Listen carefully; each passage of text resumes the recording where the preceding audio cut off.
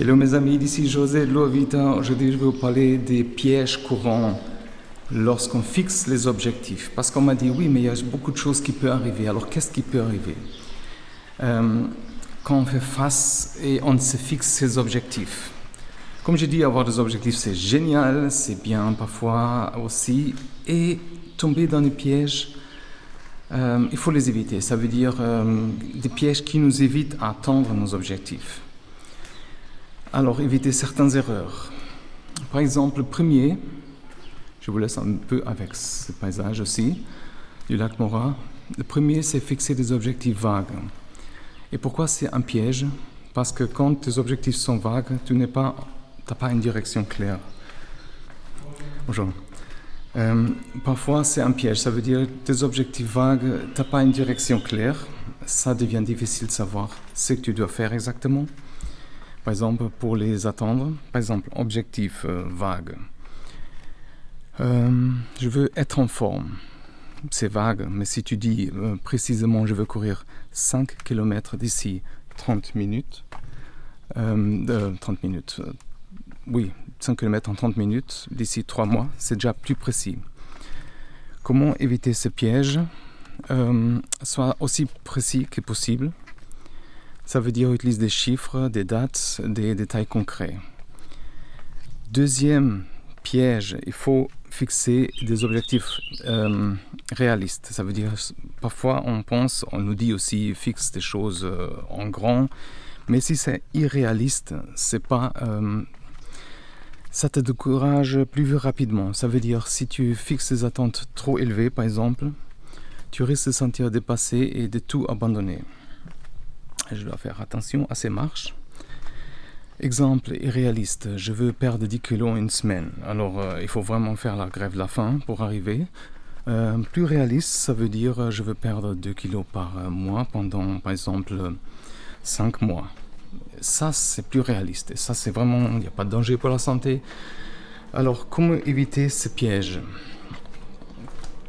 Évalue par exemple tes capacités et tes ressources et fixe-toi des objectifs qui sont ambitieux mais atteignables. Ça c'est important. Et le troisième piège, ne pas fixer de délai. Ça m'arrive aussi, ça veut dire sans délai, tu peux facilement procrastiner. Et tu n'as pas de pression par exemple pour agir et tu peux toujours remettre à plus tard. Par exemple, un objectif sans délai. Je veux écrire un livre, c'est bien, mais avec un délai, ça veut dire je vais écrire un livre d'ici fin de l'année. Et comment éviter ça? Fixe-toi une date limite pour chaque objectif. Ça te donne un cadre temporel pour travailler. Et le quatrième piège, ne pas diviser des objectifs en petites étapes. Et pourquoi c'est un piège? Parce que les grands objectifs peuvent sembler écrasants. Et si tu ne divises pas en petites étapes, tu risques de ne pas savoir par où commencer. Par exemple, je veux économiser une certaine somme d'argent, c'est bien. Par exemple 5 000, quelque chose. Mais les étapes, c'est économiser par exemple 200 par mois, par exemple pendant 25 mois. Ou une année. Ça veut dire...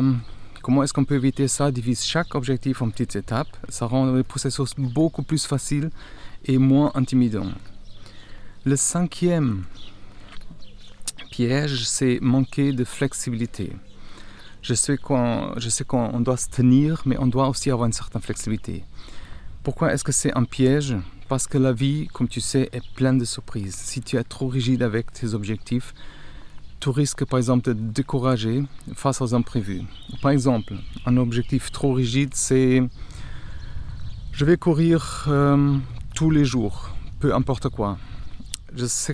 On sait que ça ne marche pas toujours comme ça. Ça veut dire un objectif flexible, ça serait je vais courir 5 fois par semaine et ajuster selon mon emploi du temps. C'est beaucoup plus réaliste. Mais quand même, il faut tenir à une certaine rigidité dans tout ça. Comment est-ce qu'on peut éviter ça? Sois prêt à ajuster des objectifs si nécessaire. La flexibilité te permet par exemple d'adapter au changement et de rester sur la bonne voie. Sixième piège, c'est ne pas suivre ses progrès. Et pourquoi c'est un piège? Parce que si tu ne sais pas Alors si tu ne suis pas ton progrès, tu ne sais pas où tu es et où tu vas. Je sais que c'est logique, mais tu risques de perdre de vue par exemple ton objectif et te démotiver. Et on sait que ce n'est pas notre but, c'est clair. Exemple, par exemple, je veux lire 12 livres cette année. Objectif avec suivi, je vais lire un livre par mois et noter mes lectures. Et par exemple dans un journal, comment éviter ce piège? Utilise des outils de suivi comme des applications, comme je disais, des tableaux, il y a un bloc de notes, des applications sur le téléphone, j'ai dit aussi. Et comme ça te permet de suivre facilement tes progrès. Et le 7e, comme je parle tout le temps, c'est ne pas célébrer les petites victoires. Pourquoi est-ce que c'est un piège? Parce que si tu ne prends pas le temps de célébrer ton succès, qu'est-ce qui arrive? Même le plus petit, tu risques de te motiver, de te démotiver. Les petites victoires nous donnent par exemple un coup de boost et nous rappellent qu'on avance. Par exemple, ne pas célébrer, j'ai couru 3 km aujourd'hui, mais c'est pas encore 5 km, alors il me manque, on est toujours dans cette pression. Mais célébrer, ça veut dire j'ai couru les 3 km et je suis sur la bonne voie pour atteindre les 5 km. Comment est-ce qu'on peut éviter ce piège? Célèbre chaque victoire, accorde-toi vraiment une petite récompense pour chaque étape franchie. Ça peut être un petit truc, mais c'est important. C'est important, ça nous dirait comme des animaux, quoi. Ça nous dresse un peu et ça nous donne ce sentiment de victoire instinctivement. Voilà. Alors ne pas fixer des objectifs mesurables, c'est le 8e. Et les objectifs non mesurables vont rendre difficile l'évaluation de tes progrès. Ça veut dire que tu ne peux pas savoir si tu te rapproches de ton but ou non. Un exemple, un objectif non mesurable. Je veux terminer 3 tâches importantes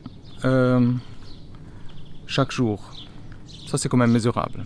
Mais si tu dis, je veux être plus productif, par exemple, c'est pas forcément mesurable. Et même comme ça, il faut que ça soit bien pour toi. Mais il faut que ça te donne une définition claire quand c'est terminé. Alors, fixe-toi tes objectifs que tu peux mesurer. Utilise des chiffres, des quantités et les délais pour évaluer vraiment ton progrès. Et le 9e, c'est ne pas être réaliste avec tes ressources. Ça nous arrive parfois. Pourquoi est-ce que c'est un piège? Parce que si tu ne prends pas en compte, par exemple, tes ressources disponibles, tu risques de te fixer des objectifs irréalistes. Par exemple, ça peut inclure ton temps, ton argent et surtout ton énergie.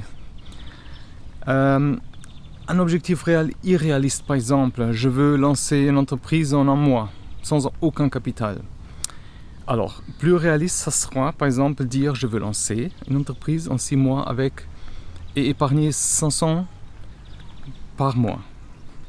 Comment est-ce qu'on peut éviter ça? Évalue tes ressources et fixe-toi des objectifs en fonction de ce que tu as réellement en disposition. Parfois, on peut risquer un peu plus, mais quand même, il faut être réaliste. Ça veut dire...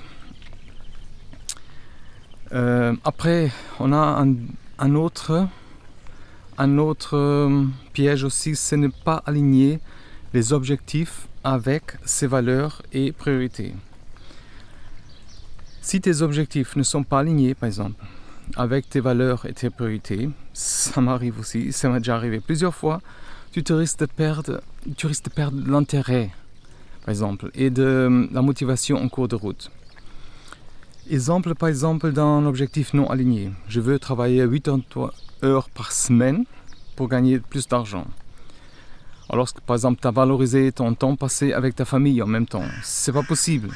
Il faut aligner l'objectif. Ça veut dire je vais trouver un équilibre entre le travail et la vie personnelle et en même temps augmentant mes revenus. C'est plus crédible. Alors, il faut réfléchir à ce qui est vraiment important pour toi et assure-toi que tes objectifs sont en accord avec tes valeurs et priorités. Ça veut dire fixer trop d'objectifs à la fois, c'est un autre piège en même temps. Je sais qu'il y a beaucoup de choses à éviter. Pourquoi c'est un piège? Parce que si tu fixes trop d'objectifs en même temps, tu te submerges avec beaucoup de choses, ça veut dire tu risques de te disperser et de ne pas attendre grand chose. Par exemple, trop d'objectifs. Je veux perdre du poids, économiser de l'argent en même temps, apprendre une nouvelle langue et trouver un nouveau travail en même temps. Si tu veux équilibrer un peu plus ça, tu peux dire par exemple, je me concentre sur la perte de poids et l'épargne pour les 6 prochains mois par exemple. Après, je vais apprendre une nouvelle langue. Comme ça te focalise sur les choses plus importantes. Alors priorise tes objectifs et concentre-toi sur un ou deux à la fois. Une fois atteint, tu peux en ajouter par exemple de nouveaux. Un autre piège, ça m'arrive aussi, c'est ne pas demander de soutien. Pourquoi est-ce que c'est un piège? Essayer d'atteindre ces objectifs toute seule. C'est pour ça qu'on est là, il faut communiquer, tu peux nous dire quelque chose et m'écrire. Essayer d'atteindre ces objectifs tout seul peut être difficile et démotivant. Le soutien des autres, ça nous donne par exemple l'encouragement qu'on a besoin. Par exemple, sans soutien, je vais tout faire moi-même. Avec soutien, ça veut dire je vais demander à un ami de m'accompagner et à la salle de sport et de me motiver par exemple. Alors comment est-ce qu'on peut éviter ces pièges? Parle de tes objectifs à tes amis, à la famille ou à certains mentors. Ça veut dire ils peuvent t'apporter du soutien, par exemple encouragement. Après il y a beaucoup de pièges. Il y a par exemple ignorer ses échecs. On veut juste oublier, ça veut dire les échecs font partie du processus, vraiment c'est naturel. Si tu veux réussir, tu as déjà entendu ces clichés, il faut vraiment tu fais des échecs. Ça veut dire si tu les ignores par exemple et tu prends pas le temps d'apprendre par exemple avec ces échecs, tu risques de les répéter, c'est clair. Et par exemple, je n'ai pas atteint mon objectif, donc j'abandonne. Ça on entend beaucoup, ça veut dire mais si tu apprends, tu peux dire je n'ai pas atteint mon objectif, qu'est-ce qui est mal tourné et comment puis-je faire mieux.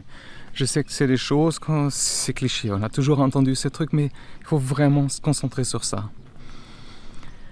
Alors analyse tes échecs, apprends de tes erreurs et ajuste ton plan en conséquence. Et tu sais, tu peux te souscrire à notre newsletter une fois par semaine.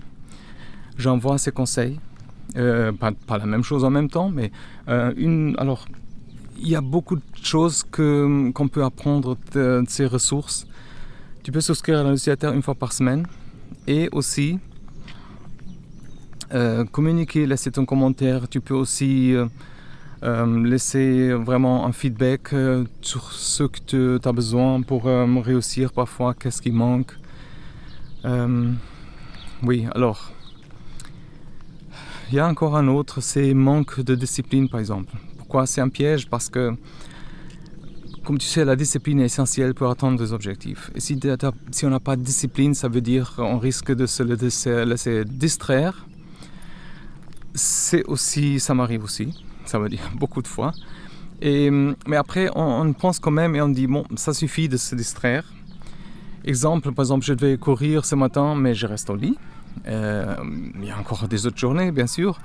Avoir la discipline, je vais courir chaque matin, peu importe quoi. Bien sûr, ça va un peu contre ce qu'on dit avant, mais c'est un exemple. Alors, crée des habitudes, par exemple, et des routines qui te maintiennent en forme, en bonne forme, dans la bonne voie, par exemple. Rappelle-toi, par exemple, que tu veux atteindre des objectifs et reste discipliné. Et aussi, il y a tellement de pièges. Par exemple, une chose qui m'arrive aussi, ne pas réévaluer les objectifs régulièrement. Ça veut dire les objectifs peuvent changer avec le temps et si tu ne prends pas le temps de réévaluer tes objectifs, tu risques de travailler vers des buts qui ne sont pas vraiment pertinents. Et par exemple, je continue de travailler vers ces objectifs même si mes priorités changent. On sait au fond de nous que ça va contre vraiment notre principe. Ça veut dire c'est mieux de priorité se dire par exemple mes priorités ont changé, je vais ajuster mes objectifs en conséquence. Alors prends l'habitude par exemple de réévaluer tes objectifs régulièrement. Assure-toi qu'ils sont toujours alignés avec tes valeurs et tes priorités actuelles. On va conclure tout ça. Alors fixer des objectifs, comme tu sais, c'est essentiel pour réussir. Mais il est aussi important d'éviter des pièges, tous ces pièges qu'on a parlé, qui peuvent nous faire dérailler. Ça veut dire il faut être précis, réaliste, flexible. Et si tu suis ton progrès comme ça, tu peux éviter ces erreurs et rester sur la bonne voie. Alors n'oublie pas de célébrer chaque petite victoire et demander du soutien, d'apprendre tes échecs, communiquer avec nous, bien sûr. Et alors aussi avec une certaine discipline, réévaluation régulière, tu peux vraiment atteindre tes objectifs, tes rêves. Crois-moi, je le fais. Les objectifs changent avec le temps, nos buts aussi, mais on va les atteindre un par un. Alors prends vraiment un moment chaque jour pour réfléchir, créer tes objectifs, ton plan d'action qui va t'aider à atteindre tout ça. Alors comme je disais, partage, souscris à la chaîne aussi, à la newsletter comme ça tu reçois une fois par semaine ces conseils. Et ça nous rappelle aussi de continuer. Alors je te souhaite vraiment bonne chance, merci d'être là et amuse-toi bien en cours de route. Bye bye.